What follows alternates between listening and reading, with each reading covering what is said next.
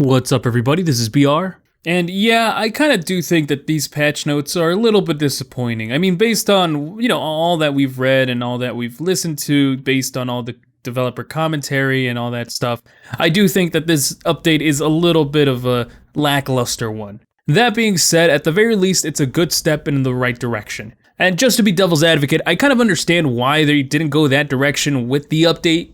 Since it's late in the season, and I guess they don't want to, ruin the matchmaking that much. They just wanted to do a little bit of quality of life. But seeing that, that Hog rework that we kind of were looking forward to was nothing more really than a Hog nerf is a little bit of a disappointment. But again, I understand it's, we're late into the season. They don't want to do anything too drastic. But you know what? Let's just get into these patch notes, talk about them a little, see what they did right, see what they did wrong.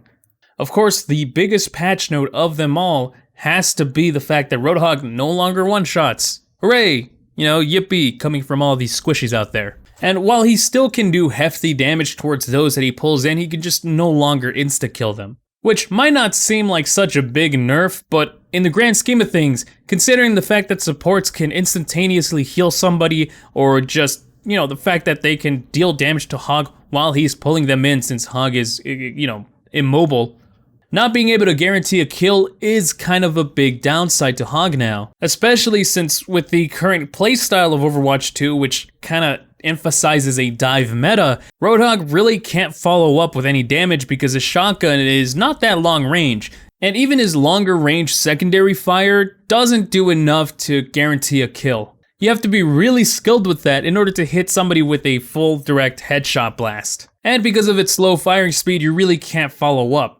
And thankfully, Blizzard was able to kind of catch on to that, so of course they buffed Roadhog in other ways, increasing his firing speed and giving him one more extra blast in his clip, thus allowing him to be kind of a general damage dealer like all the other tanks, making him more of a tank versus tank kind of character. But be that as it may, I do think that Roadhog's one-shot was really what was carrying him as a character, because honestly, without it, his survivability kind of brings him down so hard. He soaks up a lot of damage with his big hitbox, and since he doesn't have any armor, it's really hard to compensate. Though he does have a healing burst that gives him some damage resistance while healing, consider this, alright? Think of all the characters who are able to interrupt that, alright? Think about all the tanks that are able to interrupt his healing, especially one that is considered to be his direct counter before the nerf. Think about characters like Ana, think about characters like Sombra. Like, unless you don't know how to play the game, Roadhog does have a lot of weaknesses that his one tap kinda did compensate for. So while I don't necessarily think that Roadhog is underpowered, I do think that now he is gonna kind of fall off from the meta. Kinda like Reinhardt, he is kinda shafted by his range and his mobility. And with so many other tanks able to work outside of his effective range, as well as plenty of damage classes that do so as well, Roadhog really does have the potential to fall off. I do kind of feel it when playing Roadhog that he just isn't as effective as he was anymore. His presence is known, but it's like nobody really fears him as much anymore. That could change, of course, over time as people get used to this new Roadhog and might play in a different style, like one that is more team-focused, team-oriented, requiring your teammates to kind of capitalize on your hooks. But really, we're just gonna have to see. I do think that this is a good step in the right direction, however, I'm just a little disappointed, though of course it's completely understandable.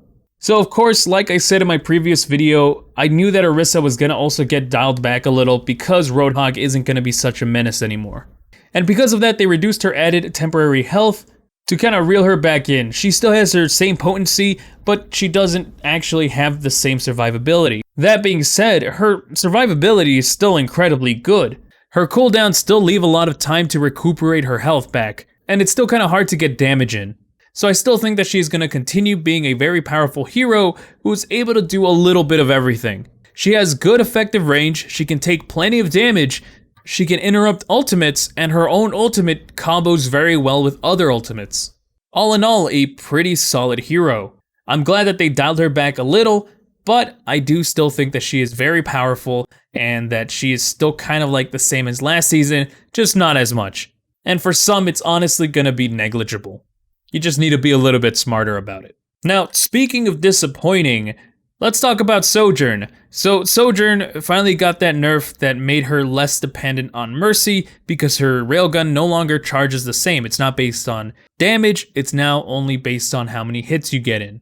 All this nerf is a dial back, just kind of a reel her back into a more formidable position.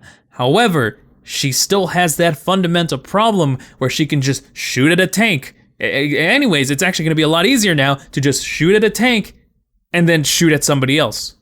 She is still going to be able to headshot tap somebody from across the map and is still going to continue to be a menace, Mercy or not. I mean, they did reduce the damage to her primary fire by 1 damage. And yeah, that might not seem significant. However, it does have a little bit of leeway since that was how it was before. However, this really doesn't change that much. Mercy Pocket is still going to be extremely viable. That's just what Mercy does. And I don't think this nerf goes enough to kind of remedy that.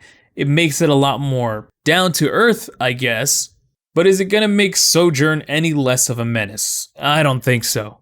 Her railgun still fucks. Alright? It doesn't kill, it fucks. But maybe, by next patch we'll actually get an actual remedy. I'm going to give them the benefit of the doubt that they don't want to do anything too drastic because it is, the end of the season. They don't want, a huge disparity in ranks just because a character became really bad.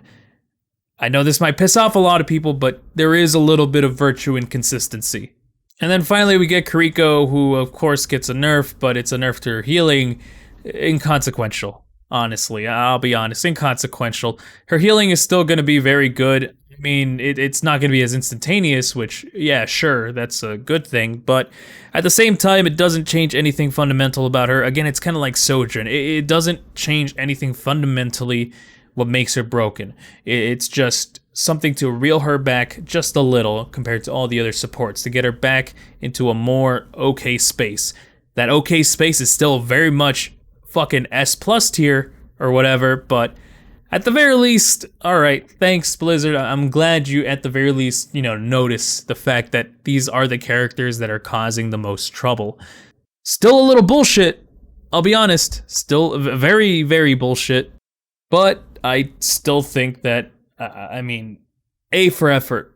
Alright, I'm gonna give it to them. A for effort. At least we're getting some actual communication from the developers. We're getting some consistent patch notes. The game is evolving, changing. Roadhog no longer one-taps. Orisa was brought back down a bit in order to compensate for the fact that she was buffed because of Roadhog. So, you know what? A for effort. At least you're kind of understanding a little bit more of the game that you're making. You know what? And I want to be positive. I really want to be positive.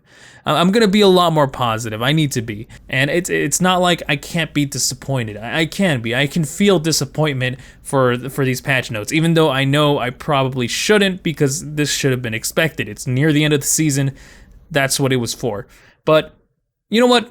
Roadhog no longer one-taps. I think the game is going to be a little bit healthier because of that. I'm going to try playing a lot more Rhine, this end of season, trying to see if I can actually do a lot more. I felt like I could, but I feel like Rhine is still in kind of a bad position, even if Roadhog is nerfed. It wasn't really Roadhog that was causing Reinhardt's to be terrible, but he was one of those that just kind of made it seem even worse. But anyways, that's all I got to say about this. Now I want to hear from you. What is your opinion on all this? What do you think about these patch notes? What do you think about the nerfs? The just pure nerfs everywhere. What are you expecting for next season? Do you want them to go into even harder nerfs? Do you want them to go into buffs? Do you want them to completely rework Roadhog so that way he's not just kind of like this shotgun DPS but a tank?